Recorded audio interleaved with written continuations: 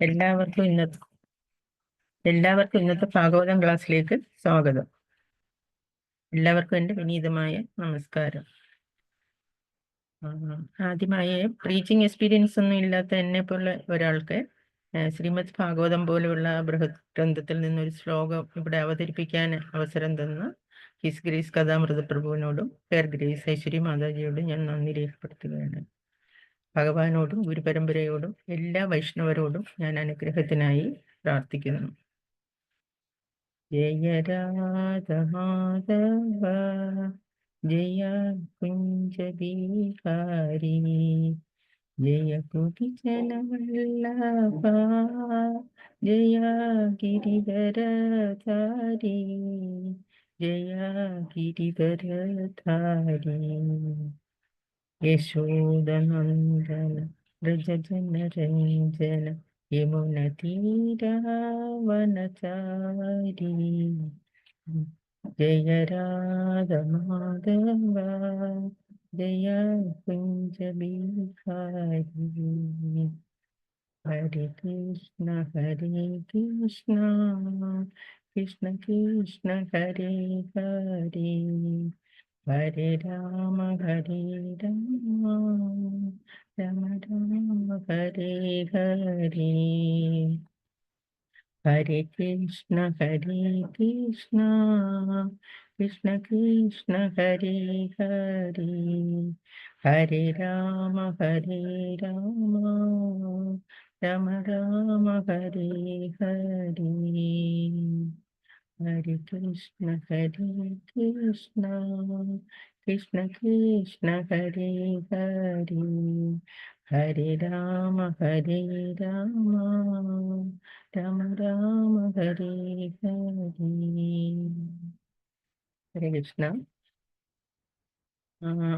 ഇന്നത്തെ ശ്ലോകം ശ്രീമദ് ഭാഗവതത്തിലെ 1:6-28 സ്റ്റാർട്ട് ചെയ്യുന്നതിന് മുമ്പ് ഓം നമോ ഭഗവതേ വാസുദേവായ ഓം നമോ ഭഗവതേ വാസുദേവായ ഓം നമോ ഭഗവതേ വാസുദേവായ. നാരായണം നമസ്കൃത്യം നരം ചൈവ നരോത്തമം ദേവീം സരസ്വതീം വ്യാസം തതോ ജയമുദ്രയേ. നഷ്ടപ്രായേഷു ഭദ്രേഷു നിത്യം ഭാഗവത സേവയാ ഭഗവതീരുത്തമ ശ്ലോകേ ഭക്തിർഭവതി നൈഷ്ടകീ. മൂകം കരോതി വാചാലം പങ്കും ലംഘയതേ ഗിരിം യൻ കൃപാതമഹം വന്ദേ ശ്രീഗുരു ദീനതാരിണം ശ്രീചൈതന്യീശ്വരം ശ്രീപരമാനന്ദമാധവം. നമുക്ക് ഇന്നത്തെ ശ്ലോകത്തിലോട്ട് കിടക്കാം. ശ്രീമദ് ഭാഗവതം 1:6-28. ആയുജ്യമാനേ മയീ താം ശുദ്ധാം ഭാഗവതീം തനും ആരബ്ധ കർമ്മ നിർവാണോ നൃപതൽപാഞ്ചഭൗതികഃ. പ്രായുജ്യമാനേ മയീ താം ശുദ്ധാം ഭാഗവതീം തനും ആരബ്ധ കർമ്മ നിർവാണോ നൃപതൽപാഞ്ചഭൗതികഃ. പ്രായുജ്യമാനേ മയീ താം ശുദ്ധാം ഭാഗവതീം തനും ആരബ്ധ കർമ്മ നിർവാണോ നൃപതൽപാഞ്ചഭൗതികഃ. അതിന്റെ വിവർത്തന ഭാവാർത്ഥം his divine grace Shri Bhaktivedanta Swami കൃപാദി ജയ്. വിവർത്തനമായി ഓരോ വാക്കുകളുടെ അർത്ഥം ആദ്യം വായിക്കാം. പ്രായുജ്യമാനി സമ്മാനിതനാകയാൽ, മയി എനിക്ക്, താം അത്, ശുദ്ധാം അതീന്ദ്രിയം, ഭാഗവതി പരമപുരുഷനുമായി സംസർഗപ്പെടാൻ യോഗ്യമായ, തനും ശരീരം, ആരബ്ധ ആർജിച്ചു, കർമ്മ കാമ്യകർമ്മം, നിർവാണ നിരോധിക്കുന്ന, നിർപ്പതൽ ഒഴിഞ്ഞു പോകുക, പാഞ്ചഭൗതികമായ അഥവാ പഞ്ചഭൂതങ്ങളാൽ നിർമ്മിതമായ ശരീരം. വിവർത്തനം. പരമദിവ്യ പുരുഷോത്തമന്റെ സന്തത സഹചാരിക്ക് അനുയോജ്യമായൊരു അതീന്ദ്രിയ ശരീരത്താൽ സമ്മാനിതനാകയാൽ പഞ്ചഭൂതങ്ങളാൽ നിർമ്മിതമായ ശരീരം ഞാൻ ഉപേക്ഷിച്ചു. അങ്ങനെ ആർജിച്ച സർവഫലോദിഷ്ട കർമ്മഫലങ്ങളും നിശ്ചലമായി. ഭാവാർത്ഥം. പരമദിവ്യ പുരുഷോത്തമനാൽ അറിയപ്പെട്ടതാകയാൽ ഭഗവത് സഹചാരണത്തിന് അനുയോജ്യമായ അതീന്ദ്രിയ ശരീരത്താൽ അദ്ദേഹം സമ്മാനിക്കപ്പെട്ടു. ഭൗതിക ശരീരം ഉപേക്ഷിച്ചുടൻ നാരദന് അദ്ദേഹത്തിന്റെ ആത്മീയ ശരീരം പ്രാപ്തമായി. ആത്മീയ ശരീരം ഭൗതിക ആസക്തിയിൽ നിന്ന് സ്വതന്ത്രവും നിത്യത, ഭൗതിക ഗുണങ്ങളിൽ നിന്നുള്ള സ്വാതന്ത്ര്യം, കാമ്യകർമ്മ പ്രത്യാഘാതങ്ങളിൽ നിന്നുള്ള സ്വാതന്ത്ര്യം എന്നീ പ്രാഥമിക അതീന്ദ്രിയ ത്രിഗുണങ്ങളാലും പ്രതിഷ്ഠാപാനം ചെയ്തിരിക്കുന്നു. ഈ ത്രിഗുണ അഭാവത്താൽ ഭൗതിക ശരീരം സദാ പീഡിപ്പിക്കപ്പെടുന്നു. ഭഗവത് ഭക്തിയുത സേവനത്തിൽ നിരതനായുടൻ ഒരു ഭക്തന്റെ ശരീരം അതീന്ദ്രിയ ഗുണങ്ങളാൽ പൂരിതമാകുന്നു. ചിന്താമണി രത്നത്തിന്റെ മാഹാത്മ്യ പ്രഭാവം ഇരുമ്പിൽ പ്രയോഗിക്കപ്പെടുന്നതിന് സമാനമാണ് അതീന്ദ്രിയ ഭക്തിയുത സേവനത്തിന്റെ സ്വാധീനം. ആകയാൽ ഒരു ശുദ്ധഭക്തനിൽ ഭൗതിക പ്രകൃതിയുടെ ത്രിഗുണങ്ങളാലുള്ള പ്രത്യാഘാതങ്ങളുടെ രോദനമാണ് ശരീരമാറ്റം കൊണ്ട് അർത്ഥമാക്കുന്നത്. ധർമ്മശാസ്ത്രങ്ങളിൽ ഇത് സംബന്ധിച്ച് നിരവധി ദൃഷ്ടാന്തങ്ങളുണ്ട്. ധ്രുവമഹാരാജാവ്, പ്രഹ്ലാദ മഹാരാജാവും നിരവധി ഭക്തന്മാരും ഇതേ ശാരീരിക അവസ്ഥയിൽ പരമദിവ്യ പുരുഷനെ മുഖാമുഖം അഭിവ്യക്തമായി ദർശിക്കാൻ പ്രാപ്തരായിരുന്നു. ഒരു ഭക്തന്റെ ശരീരപ്രകൃതം ഭൗതികതയിൽ നിന്ന് അതീന്ദ്രിയമായി പരിവർത്തനം ചെയ്യപ്പെടുന്നുവെന്ന് വിവക്ഷിക്കുന്നു. പ്രമാണയുക്തമായ ധർമ്മശാസ്ത്രങ്ങൾ മുഖേനയുള്ള പ്രാമാണിക ഗോസ്വാമിമാരുടെ അഭിപ്രായമാണിത്. ഇന്ദ്രകോപം എന്ന പ്രാണി മുതൽ ശ്രേഷ്ഠനായ സ്വർഗാധിപതി ഇന്ദ്രൻ വരെയുള്ള സർവ്വ ജീവാത്മാക്കളും കർമ്മനിയമങ്ങൾക്ക് വിധേയരും അവരവരുടെ സ്വകർമ്മ്യ കാമ്യ കർമ്മഫലങ്ങൾ സഹിക്കാനും ആനന്ദിക്കാനും ബാധ്യസ്ഥരുമാണ്. പരമദിവ്യ പുരുഷോത്തമന്റെ പരമപ്രാമാണികന്റെ അഹൈതുകമായ കൃപയാൽ ഭക്തൻ മാത്രം അത്തരം പ്രഖ്യാതങ്ങളിൽ നിന്ന് സ്വതന്ത്രമാക്കപ്പെടുന്നു.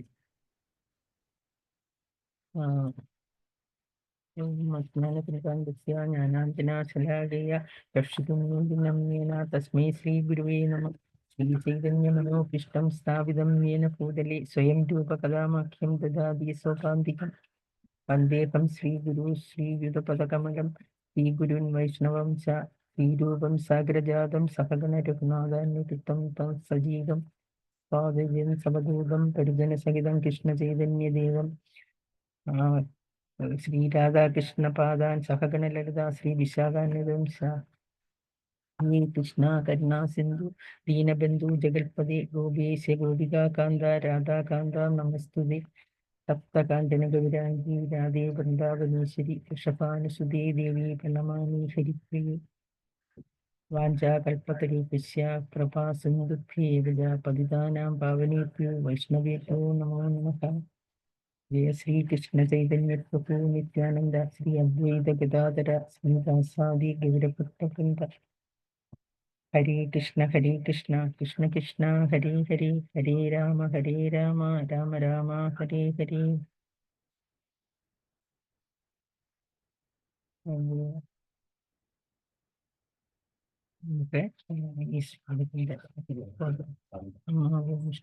കൃഷ്ണപൃഷ്ഠായ ഭൂതലേ ശ്രീമതി ഭക്തിവേദാന്ത സാമാന്യതി നാമിനെ നമസ്തേ സരസ്വതീ ദേവി ദൂരവാണി പ്രചാരിണി അതിശേഷ ശൂന്യവാദി പാശ്ചാത്യദേശധാരിണി.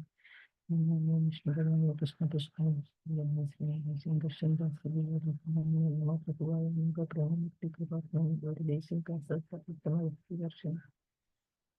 ഹരേ കൃഷ്ണ. നമുക്ക് ബുദ്ധിത്തനം ഒരിക്കൽ കൂടി വായിക്കാം. പരമദിവ്യ പുരുഷോത്തമന്റെ സന്തത സഹചാരിക്ക് അനുയോജ്യമായൊരു അതീന്ദ്രിയ ശരീരം സമ്മാനിതനാകിയാൽ പഞ്ചഭൂത നിർമ്മിതവും മായ ശരീരം ഞാൻ ഉപേക്ഷിച്ചു. അങ്ങനെ ആർജിച്ച സർവ ഫലോദിഷ്ട കർമ്മങ്ങളും നിശ്ചലമായി. ശ്ലോകം വ്യാസദേവനും നാരദ മഹർഷിയും തമ്മിലുള്ള സംഭാഷണങ്ങളുടെ ഈ അധ്യായത്തിന്റെ ആദ്യം മുതൽക്കുള്ള സംഭാഷണങ്ങളുടെ തുടർച്ചയാണ്. നമുക്ക് ശരിക്കും ആ ഒരു തുടക്കത്തിലോട്ടൊരു എത്തിനോട്ടം നടത്തിയിട്ട് തിരിച്ചെത്താം. നാരദമുനിയുടെ കഴിഞ്ഞ ജന്മം എന്ന് പറഞ്ഞാൽ ഒരു ഗന്ധർവനായിട്ടായിരുന്നു. ഉപബർഹാന എന്ന് പറയുന്ന ഒരു ഗന്ധർവലോകത്തിൽ ജീവിച്ചു വരികയായിരുന്നു. അവിടെ അദ്ദേഹം ഒരിക്കല് ഭഗവാന്റെ ഗ്ലോറീസ് ഭഗവാന്റെ പറ്റിയുള്ള കീർത്തിച്ച് പാടാൻ പറഞ്ഞപ്പോൾ അതിൽ വീഴ്ച വരുത്തി. അതുകൊണ്ട് ഒരു പ്രജാപതി അദ്ദേഹത്തെ അടുത്ത ജന്മത്തിലൊരു ശൂദ്രകുലത്തിൽ ജനിക്കട്ടെ എന്ന് പറയുന്നു. അങ്ങനെ ഒരു ദാസീപുത്രനായി അദ്ദേഹം അടുത്ത ജന്മം ജനിക്കുന്നു. ശരിക്കും സ്വന്തം അമ്മ ഒരു ആശ്രമത്തിലെ ജോലി ചെയ്ത് വരികയായിരുന്നു. അവിടെ അമ്മയെ ചെറുതായിട്ട് സഹായിച്ചുകൊണ്ട് ആ ബാലൻ കഴിയുന്നു. അങ്ങനെ ഇരിക്കുമ്പോഴാണ് അവിടെ ശ്രേഷ്ഠരായ ഭക്തി വേദാന്ത സ്വാമിമാര് സന്ദർശനം നടത്തുന്നത്. അവർ ചാതുർമാസത്തില് 4 മാസം അവിടെ താമസിക്കുന്നു. അദ്ദേഹത്തിന് ഇവരുമായിട്ട് കൂടുതൽ ഇടപഴകാനും അവർക്ക് വേണ്ടുന്ന സേവനങ്ങൾ ചെയ്തു കൊടുക്കാനും ഒക്കെ നാരദന് അവസരം ലഭിക്കുന്നു. അങ്ങനെ അവരുടെ തമ്മിലുള്ള സംഭാഷണങ്ങളും അതും ഇതുമൊക്കെ ശ്രവിച്ച് ഈ ബാലന്റെ മനസ്സ് ശരിക്കും പരിശുദ്ധമായി തീരുന്നു. അദ്ദേഹത്തിന് ഭഗവാനെ പറ്റിയുള്ള ഭക്തി, ഭഗവാന് എന്താണെന്ന് അറിയാനും ഭഗവാനെ പറ്റിയുള്ള ഭക്തിയും വേരുറയ്ക്കാന് ഇത് കാരണം സാധിക്കുന്നു. അവരുടെ വിച്ചിഷ്ടം ഒരിക്കൽ അവരുടെ ആഹാരത്തിന്റെ ബാക്കി കഴിക്കുകയൊക്കെ ചെയ്തത് കൊണ്ട് ശരിക്കും അദ്ദേഹത്തിന്റെ മനസ്സ് വളരെയധികം പരിശുദ്ധമായിട്ട് തീരുന്നു. ഏക ആശ്രയമായിരുന്ന ഈ ഭക്തിവേദാന്ത സ്വാമിമാർ അവിടുന്ന് പോയതിനു ശേഷം അദ്ദേഹത്തിന്റെ ഏക ആശ്രയമായിരുന്ന അമ്മ ഒരു ദിവസം പെട്ടെന്ന് സർപ്പദംശനമേറ്റ് മരണപ്പെടുന്നു. അപ്പോഴേ ശരിക്കും ആ ഒരു സാഹചര്യത്തിൽ ഇത്ര ചെറിയ ഒരു ബാലനെ സ്വന്തം മനസ്സൊന്നും ചഞ്ചലപ്പെടാതെ മനസ്സ് ദൃഢമാക്കി അദ്ദേഹം ശരിക്കും വനാന്തരത്തിലൂടെ നടക്കുകയാണ്. അവിടെ പോയിട്ട് ശരിക്കും കുറേ ഭഗവാന്റെ സൃഷ്ടികളെല്ലാം കണ്ട് അദ്ദേഹം പോയിട്ട് ഒരു ആൽമരത്തണലിലിരുന്നിട്ട് മനസ്സ് ഏകാഗ്രമാക്കിക്കൊണ്ട് ഭഗവാനിൽ മനസ്സർപ്പിച്ചുകൊണ്ട് ഭഗവാന് വേണ്ടി ഭഗവാനെ പ്രാർത്ഥിക്കുന്നു. അങ്ങനെ പ്രാർത്ഥിക്കുമ്പോൾ പെട്ടെന്ന് ഭഗവാനോട് ഒരു നിമിഷം നാരദന്റെ ഹൃദയത്തിൽ പ്രത്യക്ഷപ്പെടുന്നു. ആ സിറ്റുവേഷനിൽ എന്താണ് ആ ഒരു ഇതില് സ്വയം മനസ്സിലാക്കാൻ ഭഗവാനെ കണ്ട ആ ഒരു സന്തോഷത്തില് ഒന്ന് ശരിക്കും എന്താണത് ശരിയായി ഉൾക്കൊള്ളാൻ ശ്രമിക്കുന്നതിന് മുമ്പ് തന്നെ ഭഗവാൻ അപ്രത്യക്ഷനാകുകയും ചെയ്യുന്നു. വീണ്ടും അദ്ദേഹം കഠിനമായിട്ട് ഭഗവാനെ മനസ്സിൽ ഏകാഗ്രമാക്കാൻ വേണ്ടി ശ്രമിച്ചുകൊണ്ടിരുന്നു. എന്നിട്ട് എല്ലാം പരാജയപ്പെടുകയായിരുന്നു. ഇത് കണ്ട ഭഗവാനെ ശബ്ദരൂപത്തിലെത്തി അദ്ദേഹത്തിനോട് പറയുന്നു, ഈ ജന്മത്തിൽ ഇനി നിനക്ക് എന്നെ കാണാൻ കഴിയുകയില്ല. ശരിക്കും പരിശുദ്ധരായാലും ഭൗതികതയിൽ നിന്ന് പൂർണ്ണമായി മുക്തി നേടിയവർക്ക് മാത്രമേ എന്നെ ദർശിക്കുവാൻ കഴിയുള്ളൂ എന്ന് പറയുന്നു. ശരിക്കും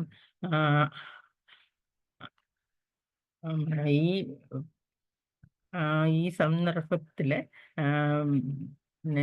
അതുപോലെ തന്നെ അതിന് ബാക്കിയായിട്ട് ഭഗവാൻ പറയുന്നതെന്ന് പറഞ്ഞാല് ഈ ഒരു ദർശനം ഭഗവാനെ നാരദമുനിക്ക് ദർശനം കൊടുത്തത് അദ്ദേഹത്തിന്റെ ആ ഇന്റൻസ് ഡിസയർ കൂട്ടാൻ വേണ്ടി, എന്ന് വെച്ചാൽ ഭഗവാനെ കാണാനുള്ള, ഭഗവാനെ അടുത്തറിയാനുള്ള അദ്ദേഹത്തിന്റെ ആഗ്രഹം അത് കൂടുതൽ കൂടുതൽ കൂട്ടാൻ വേണ്ടിയിട്ടാണെന്ന് അവിടെ ഭഗവാൻ പറയുന്നു.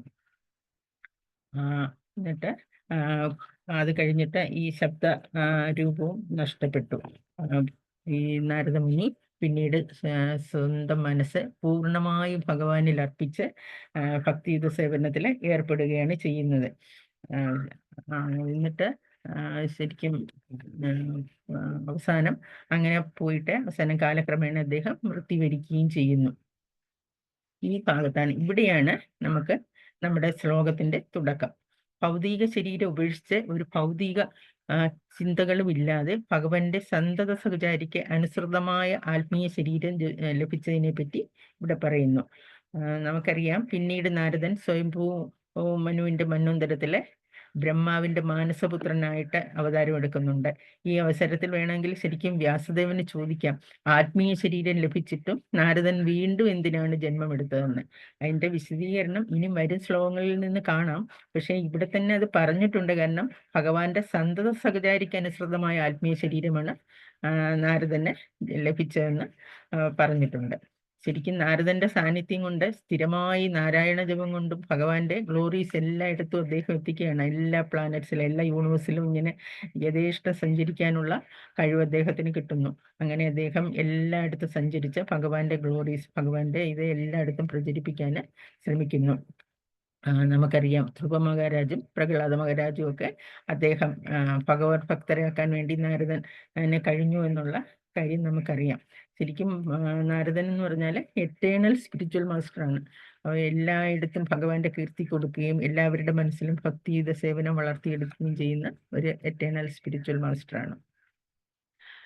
ഈ ഭഗവാനെ ദർശിക്കാനുള്ള ഭാഗ്യം ആർക്കൊക്കെ കിട്ടുമെന്ന് നമ്മൾ ഭഗവത്ഗീത 7:19 പറഞ്ഞിട്ടുണ്ട്.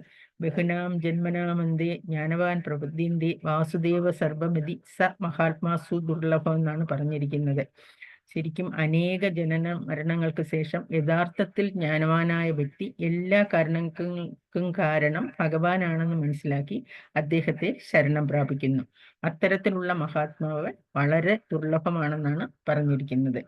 നമുക്കറിയാം, ഭഗവാനെ പറ്റി പറയുന്ന ഏതോ ഭക്തർ അദോഷയ എന്ന് പറഞ്ഞാൽ നമ്മുടെ സെൻസസിന് പെർസീവ് ചെയ്യാൻ, അതായത് നമ്മൾക്ക് നമുക്ക് ഭഗവാനെ ശരിക്കും നമ്മുടെ നഗ്ന നേത്രങ്ങൾ കൊണ്ട് ഭൗതികതയിൽ പെട്ടു ഉഴലുന്ന നമുക്ക് നമ്മുടെ നഗ്ന നേത്രങ്ങൾ കൊണ്ട് ഭഗവാനെ ദർശിക്കാൻ സാധിക്കുകയില്ല. അവിടെ എന്താണ് വേണ്ട? പ്രേമാഞ്ജന ചുരിത ഭക്തി വിലോചനേന എന്നാണ് ഭഗവാൻ പറയുന്നത്. ശരിക്ക് ഭഗവാനോടുള്ള യഥാർത്ഥത്തിലുള്ള സ്നേഹം, യഥാർത്ഥത്തിലുള്ള പ്രേമം ഉണ്ടെങ്കിൽ മാത്രമേ ഭഗവാനെ ദർശിക്കാൻ സാധിക്കുകയുള്ളൂ. ഇവിടെ നാരദമുനിയാണെങ്കിൽ ശരിക്കും ഭഗവത് ചിന്തയിൽ മുഴുകി ഭൗതിക ചിന്തകളിൽ നിന്ന് പൂർണ്ണമായി മുക്തനായിട്ടാണ് അവസാനം മൃത്യുവിനെ വരിക്കുന്നത്. അങ്ങനെ അദ്ദേഹത്തിന്റെ കർമ്മഫലങ്ങളുടെ റിയാക്ഷൻസും എല്ലാം അവസാനിച്ചു എന്ന് പറയുന്നു. ആത്മീയ ശരീരവും ഭൗതിക ശരീരവും തമ്മിലുള്ള അന്തരത്തിനെ പറ്റി ശ്രീല പ്രഭുപാദ വിവർത്തനത്തിൽ പറയുന്നുണ്ട്. ഈ ആത്മീയ ശരീരത്തിന് ത്രിഗുണങ്ങൾ ഉണ്ടെന്നാണ് നാരദൻ പറയുന്നത്. അത് എന്തൊക്കെയാണെന്ന് നമുക്ക് നോക്കാം. 1, നിത്യത, എറ്റേണിറ്റി. 2, ഭൗതിക ഗുണങ്ങളിൽ നിന്നുള്ള സ്വാതന്ത്ര്യം. 3, കാമ്യകർമ്മ പ്രത്യാഘാതങ്ങളിൽ നിന്നുള്ള സ്വാതന്ത്ര്യം. നമ്മൾ കേട്ടിട്ടുണ്ട് ആത്മീയ ശരീരം എറ്റേണലാണ്. എറ്റേണൽ എന്ന് പറഞ്ഞാൽ ശരിക്കും നിത്യമാണ്. എറ്റേണിറ്റി, ബ്ലിസ് ആൻഡ് നോളജ്, അതാണ് സച്ചിത്താനന്ദ വിഗ്രഹം. അതാണ് നമ്മുടെ എറ്റേണൽ ഈ ആത്മീയ ശരീരത്തിന്റെ ലക്ഷണം. ശരിക്കും ആത്മീയ ശരീരം ലഭിച്ച ഒരു വ്യക്തിക്ക് ജനന മരണങ്ങളില്ല, വാർദ്ധക്യമില്ല, അസുഖങ്ങളില്ല, ഭൗതികാസക്തി ഒന്നും ഉണ്ടായിരിക്കുകയില്ല. പരിപൂർണമായി എപ്പോഴും എല്ലായ്പ്പോഴും ഭഗവത് ഭക്തിയിൽ തന്നെ കഴിയാൻ അവർക്ക് കഴിയും. അതേസമയം ഭൗതിക ശരീരമാണെങ്കിലോ അത് നശ്വരമാണെന്ന് നമുക്കറിയാം. ഏത് നിമിഷവും നമ്മൾക്കിപ്പോൾ ഉള്ള ശരീരം നമ്മളെ വിട്ടുപോകാം എന്നുള്ള യാഥാർത്ഥ്യം എപ്പോഴും നമുക്കറിയാം. അത് അങ്ങനെയാണെന്ന് അറിയാം. ഈ ഭഗവത്ഗീത 13:9 പറഞ്ഞിട്ടുണ്ട്, ജന്മ മൃത്യു ജരാവ്യാധി ദുഃഖ ദോഷാനു ദർശനം എന്നാണ് പറഞ്ഞിരിക്കുന്നത് നമ്മുടെ ഈ ഭൗതിക ശരീരത്തിനെ പറ്റി. ശരിക്കും ജനന മരണങ്ങളിലും അസുഖങ്ങളും വാർദ്ധക്യവും എല്ലാം വന്നിട്ട് നമ്മൾ ഈ ഭൗതിക ശരീരത്തിലെ കഷ്ടപ്പെടുകയാണ് ചെയ്യുന്നത്. ശരിക്കും നമ്മൾ എന്താ വിചാരിക്കുന്നത്? ഈ നശ്വരമായ ശരീരത്തിനെ കുറിച്ചുള്ള അഹംഭാവമാണ്. നമുക്കെപ്പോഴും മിഥ്യാഹങ്കാരമാണ്. നമ്മൾ ആരൊക്കെയോ ആണെന്നുള്ള ഒരു മിഥ്യാഹങ്കാരമാണ് നമുക്കുള്ളത്. ഇനി രണ്ടാമത്തെ ഗുണം നോക്കാം നമുക്ക്. ഭൗതിക ഗുണങ്ങളിൽ നിന്നുള്ള സ്വാതന്ത്ര്യം. എല്ലാ ജീവജാലങ്ങളും ഭൗതിക പ്രകൃതിയുടെ ത്രിഗുണങ്ങളുടെ, അതായത് തമോ രജോ സത്വഗുണങ്ങളുടെ ബന്ധനസ്ഥരാണെന്ന് നമുക്കറിയാം. കൃഷ്ണ അവബോധപൂർവ്വം അനുഷ്ഠിക്കുന്ന ഭക്തിയുത സേവനം വളർത്തിയെടുക്കുന്ന ഒരാൾക്ക് ഈ ത്രിഗുണങ്ങളുടെ സ്വാധീനതയിൽ നിന്ന് മുക്തി നേടാനാവുമെന്ന് ഭഗവാൻ പറയുന്നുണ്ട്. ഭഗവത്ഗീത 14:26 ഭഗവാൻ പറയുന്നു, മാംചയോ അഭിചാരേണ ഭക്തിയോഗേന സേവതേ സഗുണാൻ സമർത്ഥിത്താൻ ബ്രഹ്മഭൂതായ കൽപ്പതേ എന്നാണ് പറയുന്നത്. ഏത് പരിതസ്ഥിതിയിലും പിഴയ്ക്കാതെ ഭക്തിപൂർവം ഭഗവത് സേവനത്തിൽ ഏർപ്പെടുന്നവർക്ക് വേഗത്തിൽ ഭൗതിക ത്രിഗുണങ്ങളുടെ അതിക്രമിച്ച് ബ്രഹ്മപദത്തിൽ എത്താമെന്നാണ് ഭഗവാൻ പറയുന്നത്. നമുക്കറിയാം, ഭഗവത്ഗീതയിലെ തന്നെ 7ാമത്തെ ചാപ്റ്ററിൽ ഇതിനെപ്പറ്റി വളരെയധികം പറഞ്ഞിട്ടുണ്ട്. കൃഷ്ണനെ സ്വയം അർപ്പിച്ച് പ്രകൃതി ഗുണങ്ങളിൽ നിന്ന് വേഗത്തിൽ അതിക്രമിക്കാമെന്നാണ് ഇതിൽ പറയുന്നത്. കൃഷ്ണന്റെ ഭാവം എന്ന് പറഞ്ഞാൽ എന്താണ്? സച്ചിദാനന്ദ ഭാവമാണ്. സച്ചിദാനന്ദാത്മകമാണ് കൃഷ്ണൻ തന്റെ രൂപം, കൃഷ്ണന്റെ രൂപം. നമ്മളെ ജീവസാണെങ്കിൽ ഭഗവാന്റെ അംശങ്ങളാണ്. നമ്മൾ ഭൗതിക കൽമഷങ്ങളിൽ നിന്നും മോചിതരാവണം. അതീന്ദ്രിയമായി നിൽക്കുന്ന ഒരാൾക്ക് ആത്മാർത്ഥമായി ഭഗവാന് സേവനങ്ങൾ ഏർപ്പെടാൻ സാധിക്കും. അതേസമയം വിദ്യാഹങ്കാരിയായ ഒരാളാണെങ്കിലോ, ഞാനാണ് എല്ലാ പ്രവൃത്തിയും ചെയ്യുന്നതെന്ന് അയാൾ സ്വയം അഹങ്കരിക്കും.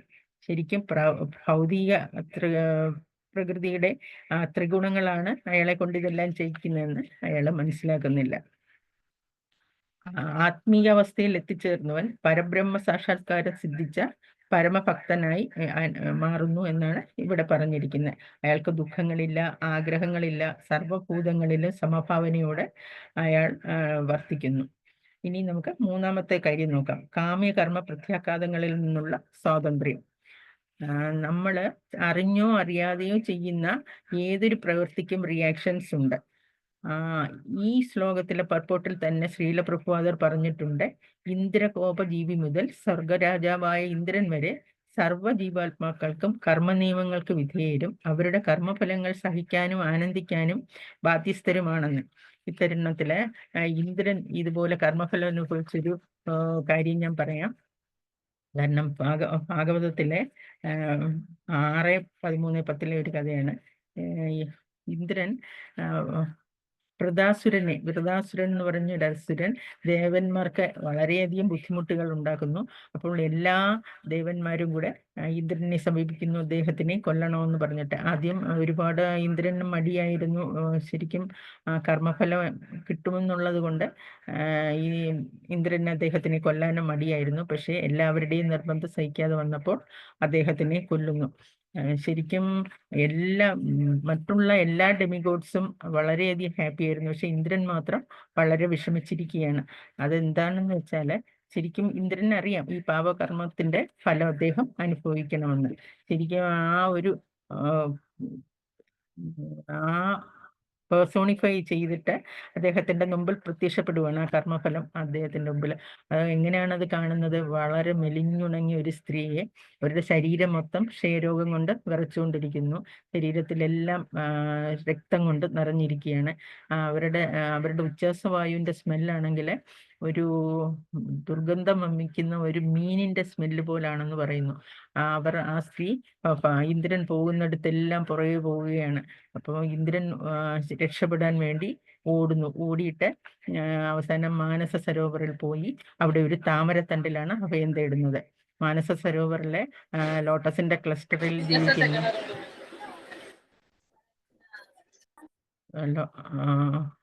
ക്ലസ്റ്ററിൽ ജീവിക്കുന്ന ലക്ഷ്മി ദേവി അദ്ദേഹത്തിന് അഭയം കൊടുക്കുന്നുണ്ട്.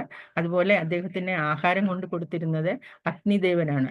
അഗ്നിദേവന് വെള്ളത്തിലിറങ്ങാനുള്ള മടി കൊണ്ട് ശരിക്കും നന്നായിട്ടുള്ള ഭക്ഷണം പോലും ഇന്ദ്രന് കിട്ടുന്നില്ല. അങ്ങനെ 1000 വർഷത്തോളം അദ്ദേഹം ആ താമരത്തണ്ടിൽ ജീവിച്ചു എന്നാണ് പറയുന്നത്. പിന്നെ രുദ്രന്റെ പ്രഭാവം കൊണ്ട് കുറച്ചൊക്കെ കുറയാൻ അദ്ദേഹത്തിന്റെ പാവഫലങ്ങൾ കുറയുന്നു. അതുപോലെ തന്നെ അദ്ദേഹം പൂർണ്ണമായും വിഷ്ണുവിന്റെ പാതാരബന്ധങ്ങളിൽ അർപ്പിച്ച് പ്രാർത്ഥിക്കുന്നു. അങ്ങനെ പതുക്കെ അദ്ദേഹത്തിന്റെ പാവഫലങ്ങൾ മാറിയിട്ട് വീണ്ടും അദ്ദേഹത്തിന് ഇന്ദ്രലോകത്തിലോട്ട്, സ്വർഗരാജ്യത്തിലേക്ക് പോകാൻ സാധിക്കുന്നു. ശരിക്കും നമുക്ക് ആത്മാക്കളും കർമ്മ നിയമങ്ങൾക്ക് അതീതരാണെന്ന് നമുക്കറിയാം. കൃഷ്ണൻ ഭഗവത്ഗീതയിൽ പറയുന്നുണ്ട്, കർമ്മം ചെയ്യാതിരിക്കുന്നത് കൊണ്ട് ആരും കർമ്മഫലങ്ങളിൽ നിന്ന് മുക്തരാകുന്നില്ല എന്ന്. കാരണം അർജുനനോട് തന്നെ കൃഷ്ണൻ പറയുന്നത് മാമനുസ്മരണ യുദ്ധ എന്നാണ്. ശരിക്കും കർമ്മഫലങ്ങൾ ചെയ്യേണ്ടത് ഫലകാംക്ഷ കൂടാതെ കടമയെന്ന നിലയ്ക്ക് കർത്തവ്യം നമ്മൾ നിറവേറ്റുകയാണ് ചെയ്യേണ്ടത്. എല്ലാം ഭഗവാനിൽ അർപ്പിച്ചുകൊണ്ട് നിഷ്കാമ പ്രവർത്തനം ചെയ്യുന്ന ഒരാള് പരമപദത്തിൽ എത്തിച്ചേരുകയും ചെയ്യും. ഭക്തിയുത സേവനമാണ് കർമ്മത്യാഗത്തെക്കാൾ ഉത്തമമെന്ന് ഭഗവാൻ പറയുന്നു. ഭഗവത്ഗീത 18:66 പറയുന്നുണ്ട്, സർവധർമാൻ പരിത്യജ്യ മാമേകം ശരണം വ്രജ അഹം ത്വം സർവ പാപേഭ്യോ മോക്ഷയിഷ്യാമി മാം ശുചഃ. ആത്മസാക്ഷാത്കാരത്തിനുള്ള മറ്റു പ്രക്രിയകളെല്ലാം ഉപേക്ഷിച്ച് കൃഷ്ണാവബോധത്തോടെ ഭഗവാന്റെ ഭക്തിയുത സേവനം ചെയ്യുകയാണെങ്കിൽ അത് ജീവിതത്തിന്റെ പരമമായ പൂർണ്ണതയിൽ എത്തിച്ചേരുമെന്നാണ് ഭഗവാൻ പറയുന്നത്. ഇവിടെ ശ്രീലപ്രഭുപാദർ പറയുന്നു, ഒരു ഇരുമ്പ് കഷ്ണത്തിലെ ചിന്താമണി കല്ലിന്റെ പ്രഭാവം ഉണ്ടാകുന്നത് പോലെയാണ് അതീന്ദ്രിയ ഭക്തിയുത സേവനത്താൽ ഒരു ഭക്തന്റെ മനസ്സ് പരിപാവനമാകുന്നതെന്നാണ്. ജീവാത്മാവിന്റെ ഭൗതിക അവസ്ഥയിൽ നിന്ന് ആത്മീയാവസ്ഥയിലേക്കുള്ള പരിവർത്തനത്തെ പറ്റി നമുക്ക് പല പുരാണ ഗ്രന്ഥങ്ങളിലും കാണാൻ കഴിയും. നമുക്കറിയാം, ശ്രീലപ്രഭുപാദരുടെ വിവർത്തനത്തിൽ തന്നെ ധ്രുവ മഹാരാജിന്റെയും പ്രഹ്ലാദ മഹാരാജിന്റെയും ഒക്കെ ഉദാഹരണങ്ങൾ വിവരിച്ചിട്ടുണ്ട്. ധ്രുവ മഹാരാജിനെ പറ്റിയാണെങ്കിൽ നമുക്കറിയാം, വളരെ ചെറിയ കുട്ടിയായിരിക്കുമ്പോൾ തന്നെ രണ്ടാനമ്മയുടെ നീതിപൂർവമല്ലാത്ത പെരുമാറ്റത്തിൽ മനസ്സ് വിഷമിച്ച് സ്വന്തം അമ്മയുടെ നിർദ്ദേശപ്രകാരം അദ്ദേഹം വനത്തിലേക്ക് ഭഗവാനെ കാണാൻ വേണ്ടി തപസ് ചെയ്യാൻ വേണ്ടി പോവുകയാണ്. അവിടെ നാരദമുനി എത്തി ഭഗവാന്റെ മന്ത്രങ്ങൾ അദ്ദേഹത്തിന് മനസ്സിലാക്കി ഉപദേശിച്ചു കൊടുത്തിട്ട് തപസ് ചെയ്യാൻ പറയുകയാണ്. അദ്ദേഹം ശരിക്ക് ഭഗവാന്റെ സ്നേഹത്തോടെ ഭഗവാന്റെ മന്ത്രങ്ങൾ ഉച്ചരിച്ച് ഭഗവാനിൽ മനസ്സർപ്പിച്ച് പ്രാർത്ഥിക്കുന്നു. അപ്രകാരം വളരെ കഠിനമായ തപസ്സാണ് ആ ചെറിയ കുട്ടി ചെയ്യുന്നത്. അത് അവസാനം അതിൽ സംപ്രീതനായ ഭഗവാന് അദ്ദേഹത്തിന്റെ മുമ്പിൽ പ്രത്യക്ഷപ്പെടുന്നു. പക്ഷേ ഭഗവാനെ കണ്ട മാത്രയിൽ തന്നെ അദ്ദേഹത്തിന്റെ മനസ്സ് പരിപൂർണമായും ശുദ്ധമാകുന്നു. അവിടെ ആഗ്രഹങ്ങളില്ല, രണ്ടാനമ്മയോടുള്ള വിദ്വേഷങ്ങളില്ല, ഒന്നുമില്ല. ശരിക്കും പരിപൂർണമായിട്ട് അദ്ദേഹം ഭഗവാനെ കീഴ്പ്പെടുന്നു, എന്ന് വെച്ചാൽ സറണ്ടർ ചെയ്യുന്നു. അങ്ങനെ ഒരു പരമഭക്തനായി തന്നെ ആ ഭൗതികതയിൽ നിന്ന് പൂർണ്ണമായിട്ടും വിമുക്തനായിട്ട് അദ്ദേഹത്തിന് 36,000 വർഷം അദ്ദേഹം രാജ്യം ഭരിച്ചു എന്നാണ് പറയുന്നത്. അത് കഴിഞ്ഞിട്ട് അദ്ദേഹത്തിന് നൽകിയ പോളാർ സ്റ്റാറിലേക്ക് പോവുകയും ചെയ്യുന്നു. പ്രഹ്ലാദ മഹാരാജിന്റെ കാര്യമാണെങ്കിൽ നമുക്കറിയാം, അമ്മയുടെ ഗർഭപാത്രത്തിൽ നിന്ന് തന്നെ നാരദമുനിയിൽ നിന്ന് കേൾക്കുന്ന ഉപദേശങ്ങൾ, ഭഗവാന്റെ ഭക്തി, ഭഗവാനിലെ അചഞ്ചലമായ വിശ്വാസം അദ്ദേഹത്തിന്റെ മനസ്സിൽ ഉടലെടുക്കാൻ സാധിക്കുന്നു. സർപ്പ കാരണം എന്ന് വെച്ചാൽ ഭഗവാനാണ് എല്ലാത്തിനും കാരണമെന്നുള്ള യഥാർത്ഥം മനസ്സിലാക്കി ഭഗവത് സേവനം ചെയ്യാൻ അദ്ദേഹത്തിന് സാധിക്കുന്നു. പ്രഹ്ലാദ മഹാരാജ് വളരെ ചെറുപ്പത്തിൽ തന്നെ ഭക്തിയുടെ സേവനം നടത്തുകയും എല്ലാവരെയും ഭക്തിയിൽ, തൻ്റെ സതീർത്ഥരെയെല്ലാം ഭക്തിയിലോട്ട് കൊണ്ടുവരാൻ ശ്രമിക്കുകയും ഒക്കെ ചെയ്യുന്നു. തൻ്റെ ഏത് ആപത്ഘട്ടത്തിലും ഭഗവാൻ തൻ്റെ തുണയായി ഉണ്ടാകുമെന്നുള്ള ആ ഭക്തന്റെ അചഞ്ചലമായ വിശ്വാസത്തിനെ അദ്ദേഹത്തിന്റെ തന്നെ അച്ഛന്റെ മുമ്പിൽ കാണിച്ചു കൊടുക്കാൻ വേണ്ടിയിട്ട് ഭഗവാന് നരസിംഹമൂർത്തിയായിട്ട് അവതരിക്കുന്നു. ഒരു ഭഗവത് ഭക്തന് ഭൗതികതയിൽ നിന്ന് എങ്ങനെയാണ് ആത്മീയവൽക്കരിക്കുന്നതെന്ന് പുരാണങ്ങളിലും വേദങ്ങളിലും ഒരുപാട് ഉദാഹരണങ്ങളുണ്ട്. ഈ ഭക്തിരസാമൃത സിന്ധുവിലെ നമ്മുടെ രൂപ ഗോസ്വാമി ഒരു കാര്യം പറഞ്ഞിട്ടുണ്ട്. 1 to 187 ആണ് ആ ശ്ലോകം. ഇഹ യസ്യ ഹരേർ ദാസ്യ കർമാണ മാനസാഗിര നിഖിലേഷു അവസ്ഥസ്സു ജീവൻ മുക്ത സ ഉച്ചതേ. ഒരാൾ തൻ്റെ ശരീരം, മനസ്സ്, വാക്കുകൾ എല്ലാം ഉപയോഗിച്ച് ഭഗവത് സേവനത്തിൽ ഏർപ്പെടുകയാണെങ്കിൽ അയാൾക്ക് ഭൗതിക ശരീരത്തിൽ നിന്ന് തന്നെ ആത്മീയതയിലേക്ക് മുക്തി കിട്ടുമെന്നാണ് പറയുന്നത്. നമുക്ക് അംബരീഷ മഹാരാജിന്റെ കാര്യം നമ്മൾ ഇതിൽ ഭാഗവതത്തിൽ തന്നെ വായിച്ചിട്ടുണ്ട്. അംബരീഷ മഹാരാജ് തൻ്റെ ഓരോ സെൻസസും എങ്ങനെയൊക്കെയാണ് ഭഗവാന്റെ സേവനത്തിൽ ഏർപ്പെടുത്തുന്നതെന്ന് നമ്മളത് വായിച്ചിട്ടുണ്ട്, നമ്മൾ മനസ്സിലാക്കിയിട്ടുണ്ട്. ശരിക്കും ഭഗവാനെ നമ്മൾ സർവീസ് ചെയ്യുന്നതിനേക്കാൾ കൂടുതൽ ഇഷ്ടം ഭഗവത് ഭക്തരെ സർവീസ് ചെയ്യുന്നതാണ്. ഇതിന് ചരിമൃതത്തിൽ പറഞ്ഞിട്ടുണ്ടല്ലോ, ഗോപീപുത്ര കമലയോ ദാസാനുദാസ. അദ്ദേഹത്തിന് നമ്മൾക്ക് ഭഗവാന് കൂടുതൽ താല്പര്യം, കൂടുതൽ നമ്മളോട് സ്നേഹമുണ്ടാകുന്നത് ഭഗവാന്റെ ഭക്തരെ നമ്മൾ സർവീസ് ചെയ്യുമ്പോഴാണ്. ശരിക്കും നമുക്ക് ആലോചിക്കാം, നമ്മൾ ഈ ഒരു യുഗത്തിൽ ജീവിക്കുന്നത് കൊണ്ട്, ഈ ഒരു യുഗത്തിൽ ജന്മമെടുത്തത് കൊണ്ട് വളരെ വളരെ ഭാഗ്യവാന്മാരാണെന്ന് നമുക്ക് മനസ്സിലാക്കാൻ സാധിക്കും. കാരണം ചൈതന്യ ചരിതാമൃതത്തിൽ പറയുന്നുണ്ട്, ബ്രഹ്മാണ്ഡ ബ്രഹ്മതയെ കോന ഭാഗ്യവാൻ ജീവ ഗുരുകൃഷ്ണ പ്രസാദീപായ ഭക്തിലതാ ബീജ. അനേക കോടി ജനന മരണങ്ങൾക്കൊടുവില് ഭാഗ്യവാനായ ഒരു ജീവാത്മാവിനെ കൃഷ്ണന്റെയും ഗുരുവിന്റെയും കാരുണ്യത്താൽ ഭക്തിലതാ ബീജം കിട്ടുന്നു എന്ന് പറയുന്നുണ്ട്. എല്ലാവരുടെ ഉള്ളിലും ഭക്തിയുണ്ട്. പക്ഷേ ആ ഒരു ചെറിയ ഭക്തിലതയെ നമ്മളൊരു ചെറിയ ചെടിയെ എങ്ങനെയാണ് വളവും വെള്ളവും ഒക്കെ കൊടുത്ത് ഉയർച്ചയിലേക്ക് വളർത്തിക്കൊണ്ടുവരുന്നത്, അതുപോലെ നമ്മുടെ ഉള്ളിലെ ഭക്തിയെ നമ്മൾ വളർത്തിക്കൊണ്ടുവരാൻ ശ്രമിക്കണം, പരിശുദ്ധ തലത്തിലേക്ക് ഉയർത്തിയെടുക്കാൻ ശ്രമിക്കണം. ഇതെങ്ങനെയാണെന്ന് നമുക്കറിയാം. കാരണം ഏറ്റവും ശ്രേഷ്ഠമായ ഈ കലിയുഗത്തിലെ ഏറ്റവും ശ്രേഷ്ഠമായ ഹരേ കൃഷ്ണ മന്ത്രം ജപിച്ച് നമ്മുടെ മനസ്സിലെ മാലിന്യങ്ങൾ പരിപൂർണമായിട്ട് മാറ്റാൻ സാധിക്കും. നമ്മൾ എങ്ങനെ ജപിക്കണമെന്നും നമുക്ക് വളരെ വ്യക്തമായി തന്നെ ചൈതന്യ മഹാപ്രഭുവും പറഞ്ഞു തന്നിട്ടുണ്ട്. ശരിക്കും 500 വർഷങ്ങൾക്ക് മുമ്പ് അവതരിച്ച ചൈതന്യ മഹാപ്രഭുവാണ് ഏറ്റവും കാരുണ്യവാനായ അവതാരം. അദ്ദേഹം നമുക്ക് സങ്കീർത്തനയജ്ഞം തന്നിരിക്കുന്നു. ഈ കലിയുഗത്തിൽ നമുക്ക് ചെയ്യാൻ പറ്റുന്ന ഏറ്റവും ശ്രേഷ്ഠമായ ഭക്തിയുത സേവനമാണ് സങ്കീർത്തനം. ഭഗവാന്റെ നാമം ജപിക്കുക, നാമാപരാധങ്ങളൊന്നും ഇല്ലാതെ പരിപൂർണമായിട്ടും ഭഗവാനെ സമർപ്പിച്ചുകൊണ്ട് ചെയ്യുന്ന ഭഗവത് സേവനം, അതാണ് ഏറ്റവും ശ്രേഷ്ഠമായതെന്ന് പറയുന്നു.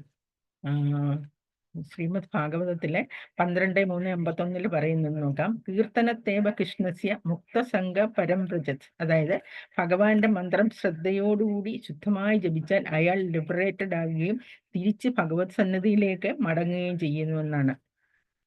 എന്തൊക്കെ ഭക്തിയുത സേവനത്തിന്, ശരിക്കും ഭക്തിയുത സേവനത്തിന് ആനുകൂല്യമായ കാരണങ്ങൾ നമ്മൾ നെറ്റർ ഓഫ് ഇൻസ്ട്രക്ഷനിൽ വായിച്ചിട്ടുണ്ട്.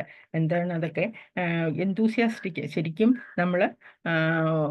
നമുക്ക് ആ ഭക്തിയുത അത് കിട്ടും എന്നുള്ള നമ്മൾ ശുഭാപ്തി വിശ്വാസത്തോടുകൂടി, ഉറച്ച വിശ്വാസത്തോടുകൂടി, ക്ഷമയോടുകൂടി റെഗുലേറ്റീവ് പ്രിൻസിപ്പിൾസ് എല്ലാം ശരിയായിട്ട് നോക്കി ശ്രവണം കീർത്തനവും ഇവിടെ റെഗുലേറ്ററി പ്രിൻസിപ്പിൾസ് എന്ന് ഉദ്ദേശിക്കുന്നത് ശ്രവണം കീർത്തനം 9 പ്രോസസ്സിനെയാണ് ഉദ്ദേശിക്കുന്നത്. അതുപോലെ നോൺ ഡിവോട്ടീസുമായിട്ടുള്ള അസോസിയേഷൻ കുറയ്ക്കുക എന്ന് പറയുന്നുണ്ട്. പിന്നെ നമ്മുടെ ആചാര്യന്മാരുടെ കാൽപാദങ്ങൾ എന്ന് വെച്ചാൽ അവരുടെ ഡയറക്ഷൻസ് നമ്മൾ സ്വീകരിക്കുക എന്നാണ് പറയുന്നത്.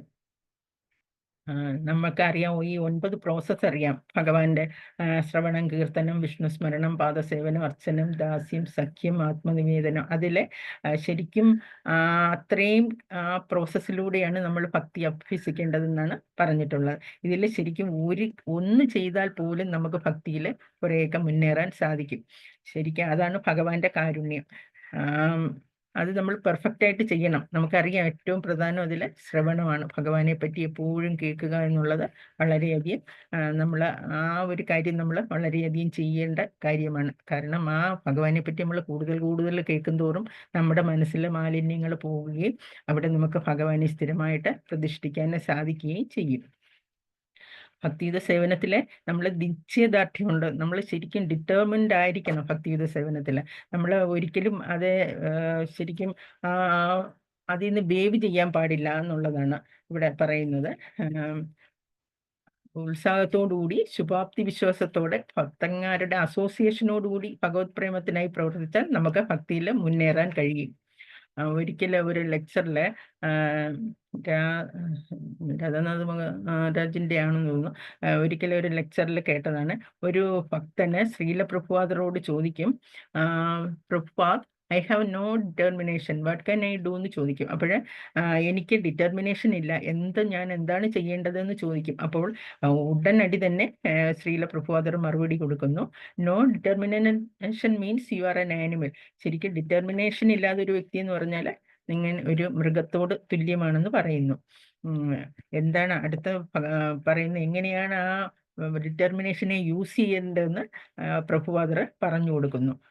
ചാൻഡിങ് ഹരേ കൃഷ്ണ മഹാമന്ത്രം ചാൻറ്റ് ചെയ്യുക. ബുക്കുകൾ ശ്രീമദ് ഭാഗവതവും ഭഗവത്ഗീത പോലുള്ള ബുക്കുകൾ വായിക്കുക. അസോസിയേറ്റിംഗ് എന്ന് വെച്ചാൽ ഡിവോട്ടിയുമായിട്ട് കൂടുതൽ അസോസിയേഷൻ എടുക്കുക. And enduring with great effect എന്ന് വെച്ചാൽ നമ്മൾ കൂടുതൽ ആ ഭക്തിയുത സേവനത്തിൽ അതിനുള്ള പ്രവർത്തനങ്ങൾ നമ്മൾ ചെയ്യുക. ഭക്തിയുത സേവനത്തിൽ മുന്നേറാൻ വേണ്ടിയിട്ടുള്ള കൂടുതൽ എഫേർട്ട് എടുക്കുക എന്നും പറഞ്ഞിട്ടുണ്ട്. ഇതാണ് ഒരു ഭക്തൻ എപ്പോഴും ശരിക്കും നമുക്കറിയാം, എപ്പോഴും നമ്മൾ സ്ഥിതപ്രജ്ഞനായിരിക്കണം എന്ന് നമ്മൾ പറയാറുണ്ട്. എല്ലാ സന്തോഷത്തിലും എല്ലാ ദുർഘടഘട്ടത്തിലും മനസ്സിനെ സമനിലയിൽ നിർത്താൻ നമുക്ക് സാധിക്കണമെന്നൊക്കെ നമ്മൾ പറയാറുണ്ട്. ഇത് നമുക്ക് സാധിക്കുമോ എന്നുള്ളതാണ് നമുക്ക് നോക്കാൻ. കാരണം ഈ ദുർഘടഘട്ടം വരുമ്പോഴെല്ലാം നമ്മൾ എന്താണ് വിചാരിക്കുന്നത്, നമ്മൾ ആകെ അങ്ങ് ഡിസ്പറേറ്റ് എന്ന് വെച്ചാൽ ആകെ നിരാശരായി പോവുകയാണ് ചെയ്യുന്നത്. ശരിക്കും നമ്മൾ ജന്മജന്മാന്തരങ്ങളായിട്ട് സമാഹരിച്ചു കൂട്ടിയ നമ്മുടെ കർമ്മഫലങ്ങൾ അനുഭവിച്ച് തീർക്കുകയാണ് നമ്മൾ ചെയ്യുന്ന ഓരോ നമുക്ക് വരുന്ന വിപത്തിലും. നമ്മൾ അങ്ങനെയാണ് നമ്മുടെ കർമ്മഫലങ്ങൾ, സന്തോഷമായാലും ശരി സന്താപമായാലും ശരി, നമ്മൾ അതനുഭവിച്ച് തീർക്കുകയാണ് ചെയ്യുന്നത്. ശരിക്കും ഇവിടെ will of Krishna and whim of Krishna എന്നുണ്ട്. വിൽ ഓഫ് കൃഷ്ണ എന്ന് പറഞ്ഞാൽ നമ്മളെല്ലാപ്പോഴും പറയുന്ന കാര്യമാണിത്. ഭഗവാന്റെ ഇംഗിതത്തിനനുസരിച്ചാണ് എല്ലാ കാര്യങ്ങളും നടക്കുന്നത്. നമുക്കറിയാം, നമ്മൾ വിചാരിച്ചാൽ ഒന്നും നടക്കില്ല എന്ന് നമുക്കറിയാം, ഭഗവാന്റെ ഇംഗിതത്തിനനുസരിച്ചാണ്. പക്ഷെ വിം ഓഫ് കൃഷ്ണ എന്ന് പറഞ്ഞാൽ എന്താ, കൃഷ്ണന്റെ ഇന്റൻഷൻ അതാണ്. നമുക്ക് അങ്ങനെ ഒരു സാഹചര്യം ഉണ്ടാക്കിയതിന് കൃഷ്ണൻ എന്താണ് അതിന്റെ പുറകിലെ ഇന്റൻഷൻ, അദ്ദേഹത്തിന്റെ ആ ഒരു എന്താണ് അദ്ദേഹം അതുകൊണ്ട് ഉദ്ദേശിക്കുന്നത് എന്നുള്ള കാര്യമാണ്. എന്താണ് നമുക്ക് ഭക്തിയിൽ ഉയരാൻ കൂടുതൽ വേണ്ടത്, അതാണ് ഭഗവാൻ നമുക്ക് നൽകുന്നത്.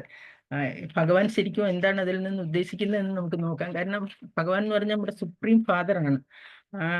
നമുക്ക് നല്ലതാണെന്ന് അദ്ദേഹത്തിന് വിശ്വാസം ആണെങ്കിൽ നമ്മൾ പരിപൂർണമായിട്ട് അദ്ദേഹത്തിൽ വിശ്വാസം അർപ്പിക്കുകയാണെങ്കിൽ നമ്മളെ അദ്ദേഹം സംരക്ഷിക്കുമെന്ന്, ടേക്ക് കെയർ ചെയ്യുമെന്ന് തന്നെയാണ് നമ്മൾ വിചാരിക്കേണ്ടത്.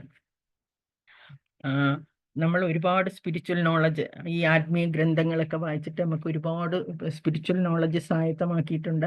പക്ഷേ അതുകൊണ്ട് നമുക്ക് ഭഗവാനോടുള്ള ഭക്തി, ശരിക്കും ആ ഭഗവാനോടുള്ള അഹൈതുകമായ ഭക്തി നമുക്ക് വർദ്ധിപ്പിക്കുമെന്ന് നമുക്ക് പറയാൻ പറ്റത്തില്ല. കാരണം ആ പഠിച്ച നോളജ്, ആ ഭഗവാനെ പറ്റി നമ്മൾ കൂടുതൽ അറിയും തോറും ആ പഠിക്കുന്ന നമ്മുടെ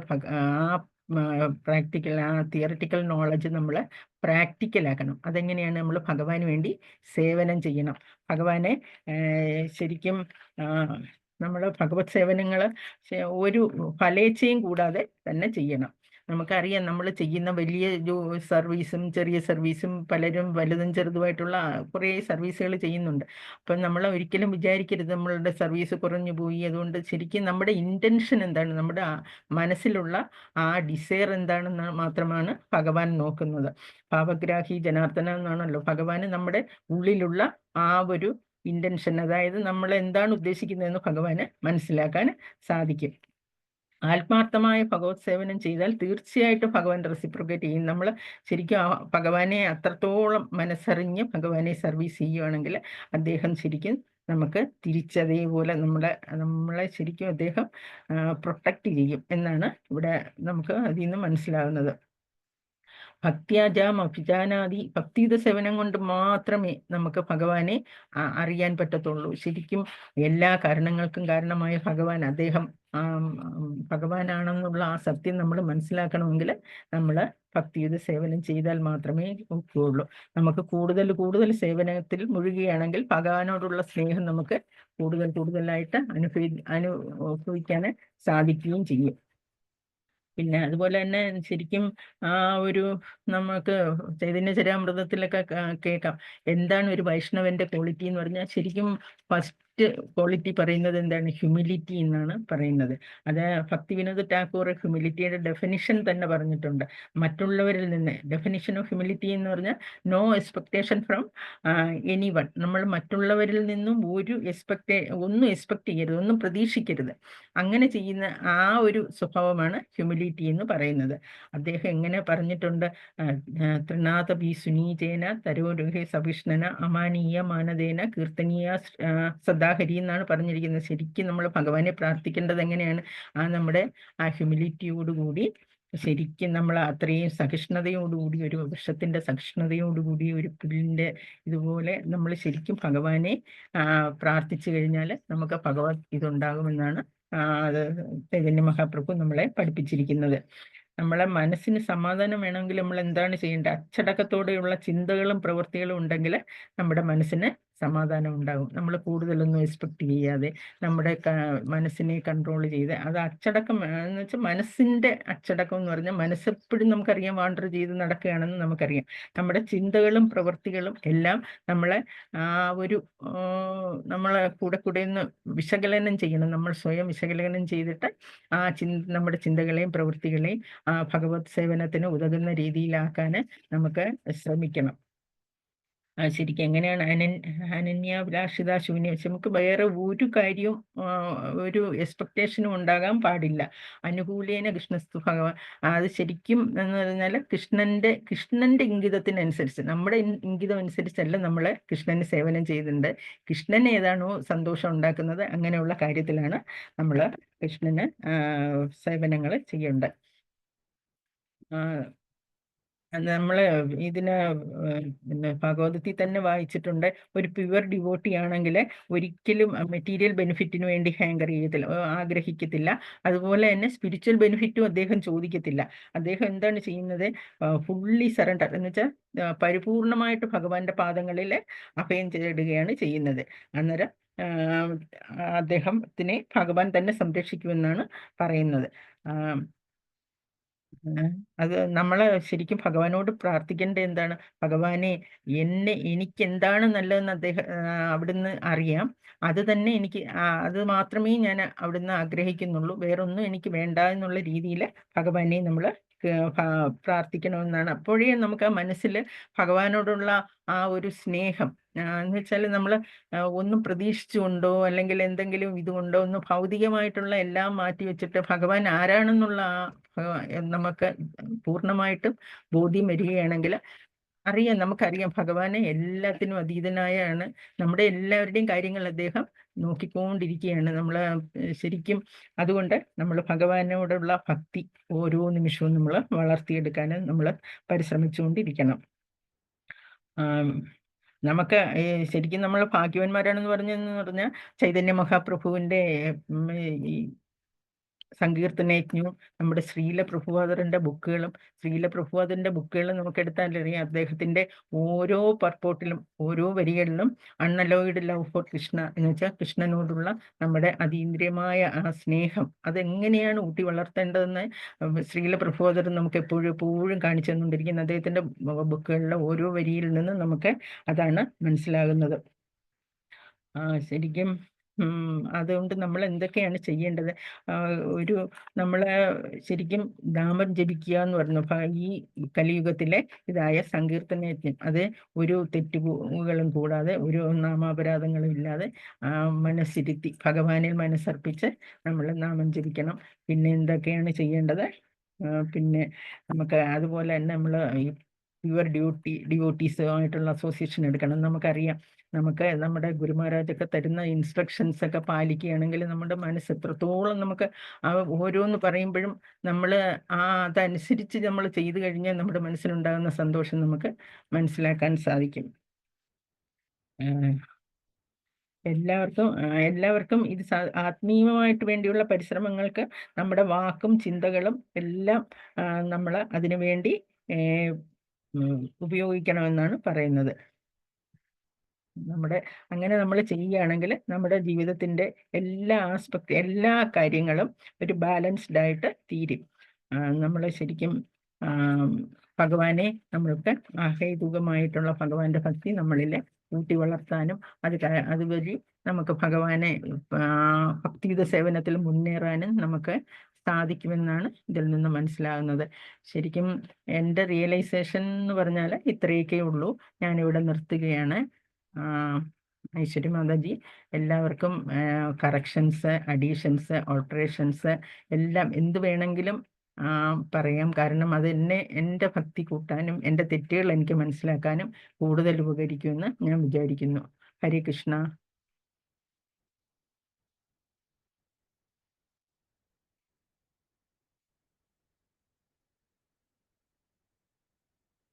ഹരേ കൃഷ്ണ മാതാജി. ഹരേ കൃഷ്ണ മാജി. താങ്ക് യു മാജി. ഹരേ കൃഷ്ണ. ഹരേ കൃഷ്ണ. നല്ല ക്ലാസ് ആയിരുന്നു മാജി. നല്ല ക്ലാസ് ആയിരുന്നു. താങ്ക് യു സോ മച്ച് മാജി. ഹരേ കൃഷ്ണ. ഹരേ കൃഷ്ണ. ഹരേ കൃഷ്ണ മാതാജി. ഹരേ കൃഷ്ണ. മാതാജി നന്നായിട്ട് കാര്യങ്ങൾ പറഞ്ഞു, നന്നായിട്ട് മനസ്സിലായി. എക്സ്പെക്ടേഷൻ മാതാജി പറഞ്ഞു, നമ്മൾ മറ്റുള്ളവരിൽ നിന്ന് ഒന്നും പ്രതീക്ഷിക്കാതെ ഒരു വൈഷ്ണവ സേവ ചെയ്യുക, അതാണ് നമുക്ക് വേണ്ടത്. ഇപ്പൊ ഭഗവാനും എല്ലാ ശ്ലോകങ്ങളിലും പറയുന്നുണ്ട് അത്. അതായത് സർവകർമ്മ ഫലങ്ങളെയും ത്യജിക്കുന്നതിന് ത്യാഗം എന്ന് പറയും. നമ്മൾ ഫലോദിഷ്ട കർമ്മം ഇരിക്കണമെന്ന് പറയുന്നുണ്ട്. ഇപ്പം അതിന് വിരുദ്ധമായിട്ട് ഇപ്പം നമ്മളൊരു വൈഷ്ണവ സേവ ചിലർ നമ്മളെ ഇറിറ്റേറ്റ് ചെയ്തുകൊണ്ട്, അല്ലെങ്കിൽ ഞാനത് വേറൊരു എക്സാമ്പിൾ ഉണ്ട്, അത് ഞാൻ പറയാം. നമ്മളറിയാതെ നമ്മുടെ സേവ ചെയ്ത് അവർക്ക് പുണ്യം വാങ്ങാം എന്നുള്ള ഒരു മനോഭാവത്തോടെ സേവ ചെയ്യുന്നത് ശരിയാണോ മാതാജി? ഇപ്പം അതിനൊരു ഉദാഹരണം, ഇപ്പം അത് ഞാൻ ആ പേര് പറയാൻ പാടില്ല, എങ്കിലും അദ്ദേഹം കാഞ്ചീപുരം ഇങ്ങനെ ഭഗവാൻ പറയുന്നുണ്ട്, നീ വൈഷ്ണവ സേവ ചെയ്തില്ല, അതുകൊണ്ടാണ് നിനക്ക് പുണ്യം ഇല്ല എന്ന് പറയും. അപ്പം അദ്ദേഹം ഒളിച്ചു പോയിട്ട് നിന്ന് ചെയ്യുന്നുണ്ടെന്ന് പറയും. ഒരു ഭക്തന്റെ വീട്ടിൽ, ഒരു വൈഷ്ണവന്റെ വീട്ടിൽ പോയി നിന്ന് ചെയ്യുന്നു. അത് നമ്മളെ ഇറിറ്റേറ്റ് ചെയ്തുകൊണ്ട് നമുക്ക് സേവനം ചെയ്യുന്നത് ശരിയാണോ മാതാജി? ഹരേ കൃഷ്ണ. ഹരേ കൃഷ്ണ മാതാജി. നമ്മള് ഒരു ശരിയായ ശുദ്ധഭക്തനാണെങ്കിൽ നമ്മൾ ഒരു കാരണത്തിലും ഇറിറ്റേറ്റഡ് ആകരുതെന്നാണ് പറയുന്നത്. നമ്മളുടെ മറ്റുള്ള ഭക്തന്മാരെ കാണാനുള്ള സമഭാവനയായിരിക്കും. നമ്മൾക്ക് ഇപ്പം പറയാൻ പറ്റത്തില്ലല്ലോ, മനുഷ്യ ജന്മം ഈ ഭൗതിക ലോകത്തിലുള്ളവരെല്ലാം ഓരോ രീതിയിലായിരിക്കും അവരുടെ സ്വഭാവങ്ങളൊക്കെ ഇരിക്കുന്നത്. ശരിക്കും നമുക്ക് ഈ ഒരു ഭാഗ്യം കിട്ടിയത് കൊണ്ടാണ് നമ്മളിങ്ങനെ ഈ ഒരു ഇതിലോട്ട് വരാനും നമുക്ക് ഇതിൽ കൂടുതൽ നമുക്ക് മനസ്സിലാക്കാനും എന്താണ് ശരിക്കും ഒരു വൈഷ്ണവന്റെ ക്വാളിറ്റി എന്നൊക്കെ മനസ്സിലാക്കാൻ നമുക്ക് സാധിച്ചത് നമ്മൾ ഇതിലോട്ട് വന്നതുകൊണ്ടാണ്. ശരിക്കും അങ്ങനെയുള്ള ഒരു സാഹചര്യത്തിൽ നമ്മൾ മറ്റുള്ളവരെ എന്ത് ചെയ്യുന്നു, മറ്റുള്ളവരുടെ തെറ്റുകൾ അല്ലെങ്കിൽ അവർ ചെയ്യുന്നതിൽ തെറ്റുകൾ കണ്ടുപിടിക്കാൻ ശ്രമിക്കാതെ നമുക്ക് എല്ലാം സഹിക്കാനും, ശരിക്കും ചൈതന്യ മഹാപ്രഭു പറഞ്ഞു, നമ്മളെല്ലാം സഹിക്കാനും ആ ഒരു മാനസികാവസ്ഥ നമുക്കുണ്ടാവണം. അതാണ് അപ്പോഴും നമ്മുടെ ഭക്തിയിൽ നമുക്ക് ഉയർച്ച വേണമെങ്കിൽ മറ്റുള്ളവരിൽ നിന്ന് എന്താണ് തെറ്റുകളെന്നോ മറ്റുള്ളവരെന്താണ് ചെയ്യുന്നതെന്നോ ശ്രദ്ധിക്കാതെ നമ്മുടെ ഭക്തിയുത സേവനം എങ്ങനെ നമുക്ക് മുന്നോട്ട് കൊണ്ടുപോകാം, അത് പൂർണ്ണമായും ഭഗവാനിൽ അർപ്പിച്ച് നമുക്ക് എങ്ങനെ മുന്നോട്ട് പോകാൻ പറ്റും എന്നുള്ള കാര്യത്തിൽ മാത്രം നമ്മൾ ശ്രദ്ധിച്ചാൽ മതി. നമുക്ക് ആ ഒരു ശീലം നമ്മൾ വളർത്തിയെടുക്കണം. ആ ഒരു പ്രൊവോക്കേറ്റ് മറ്റുള്ള വരുടെ ആ ചെയ്തികളൊന്നും നമ്മളെ സ്വാധീനിക്കത്തില്ല എന്നുള്ള ഒരു രീതി നമ്മൾ സ്വയം അത് ഉണ്ടാക്കിയെടുത്തേ ഒക്കത്തുള്ളൂ മാതാജി. അത് മറ്റുള്ളവരിപ്പോൾ പലരും പല തരത്തിലാണ്, പലരുടെയും ലെവൽസ് പല തരത്തിലാണ്. അപ്പോഴും നമ്മൾ മറ്റുള്ളവരെ ആണെന്ന് നമ്മൾ ചിന്തിക്കാതെ നമ്മൾ സ്വയം അതൊന്നും നമ്മുടെ ഭക്തിയെ ബാധിക്കില്ല എന്നുള്ള പൂർണ്ണമായ വിശ്വാസത്തോടുകൂടി നമ്മൾ മുന്നോട്ട് പോവുകയാണെങ്കിൽ നമുക്കതൊന്നും ഒരു വിഷമമായിട്ട് തോന്നത്തില്ല. നമുക്കത് അത് പൊറുക്കാനും ആ ഒരു വ്യക്തിയോട് നമുക്ക് ക്ഷമിക്കാനും എല്ലാം നമുക്ക് സാധിക്കും. Hare Krishna. Thank you Mataji. Okay. Hari bol. Hare Krishna.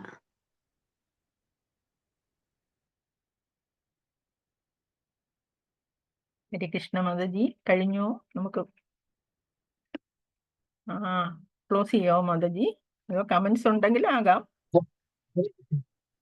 തീർച്ചയായിട്ടും കമന്റ്സ് ഉണ്ട് മാതാജി. വളരെ പറഞ്ഞോ. നല്ല ക്ലാസ് ആയിരുന്നു മാതാജി. ഭഗവാന്റെ കൃപയാൽ മാതാജി ഇത്രയും ദിവസം എന്തുകൊണ്ട് ക്ലാസ് എടുത്തില്ല എന്ന് നമ്മൾ വളരെ വിഷമം ഈ അവസരത്തിൽ പ്രകടിപ്പിക്കുന്നു. പ്രഭു എന്നെ ഹൈഡ്രജൻ ബലൂൺ ആക്കല്ലേ. ഇല്ല മാതാജി, സീരിയസ് ആയിട്ട് ദയവായി താങ്കളെ പോലുള്ള സീനിയർ വൈഷ്ണവരെല്ലാം മുന്നോട്ട് വന്ന് നെക്സ്റ്റ് ജനറേഷനെ ഗൈഡ് ചെയ്യണം മാതാജി. ദയവായി മുന്നോട്ട് വന്നാൽ മാതാജി. ഇത്രയും ഗംഭീരമായ ക്ലാസ് എടുക്കാവുന്ന മാതാജി ഇതുവരെ ക്ലാസ് എടുത്തില്ല എന്ന് പറയുമ്പോ വളരെ സങ്കടമുള്ള കാര്യം. ക്ലാസ് എടുക്കാൻ സന്മനസ് കാണിച്ച് ദയവായി മുന്നോട്ട് വന്നാലും മാതാജി. അതേപോലെ നേരിട്ട് പല സ്ഥലങ്ങളിലും നമുക്ക് ക്ലാസ്സുകളുണ്ട്, സൂം ക്ലാസ് അല്ലാതെ. അവിടെ എല്ലാം മാതാജി ഇടയ്ക്കിടയ്ക്ക് വന്ന് നല്ലൊരു മാതാജിയുടെ ഈ റിയലൈസേഷൻസ് ഡോട്ടിമാരായിട്ട് ഷെയർ ചെയ്യണമെന്ന് ഈ അവസരത്തിൽ വളരെ വിനീതമായി അഭ്യർത്ഥിക്കുന്നു മാതാജി. വളരെ സന്തോഷം. വളരെ ഗംഭീരമായ ക്ലാസ്സാണ്. നന്ദി Mataji. Thank you. Thank you Prabhu. പ്രഭുവിന്റെ വാക്കുകള് ഞാൻ ആ ഒരു ഇതിൽ എടുക്കുന്നു. എന്നാലും thank you Prabhu. Hare Krishna. Hare stop Krishna. ചെയ്യാം മാജു. ശരി ശരി Mataji. Thank you Mataji. Thank you മാജു. ഹരേ കൃഷ്ണ. ഹരേ കൃഷ്ണ. ശരി, ഒരു മിനിറ്റ്. ഭക്തജനങ്ങളുടെ ഒരു ശ്രദ്ധയ്ക്ക് വേണ്ടി പറയട്ടെ.